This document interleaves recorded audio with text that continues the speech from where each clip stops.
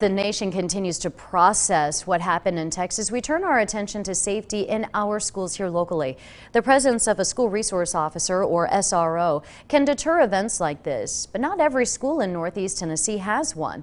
And in larger districts, that means SROs can have slower response times. John Janko joins us in our studio. He learned a high-ranking Tennessee lawmaker wants to make sure every school in Tennessee has an SRO on site.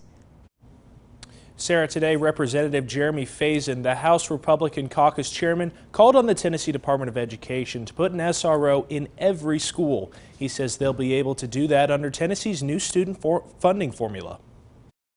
The new funding formula, the TISA formula, has enough money built in for each LEA to be able to afford whatever they need as far as SRO officers. Representative Faison says statewide school resource officer coverage could be a reality once the new state education funding formula kicks in. Millions of dollars coming to schools, but that's in 2024. After yesterday's shooting in Uvalde, Texas, Faison calling on Governor Bill Lee and the Department of Education to get an officer in every school. Is there a pot of money we can find to make sure that when our kids go back to school in August, there's a peace of mind knowing that every single school in Tennessee, whether the locals can afford it or not, has an officer that is trained to handle an issue like this. He says funding is an issue at schools in his district, but in Carter County schools, the issue is staffing. So it's funded.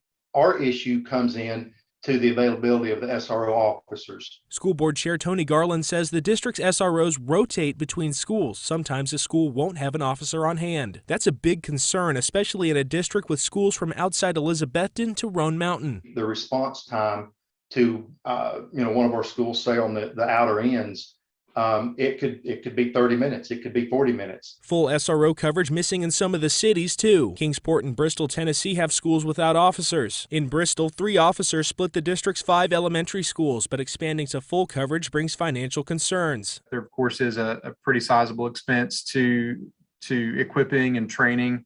And just the payroll costs. In the event of a situation at a school, there's far less ground to cover in Bristol than in Carter County. There would never be officers that were too far away not to be able to respond pretty quickly in the event of an emergency. Garland says having every school with an SRO on site would fix that, but he says finding people to fill open SRO positions is on the Carter County Sheriff's Office. If you've got a labor issue, how do you solve a labor issue? You've got to potentially have salary increases to fulfill that gap. Faison says he would like to see legislation requiring all schools to have a single point of entry at the front door. Garland says Carter County schools already do that.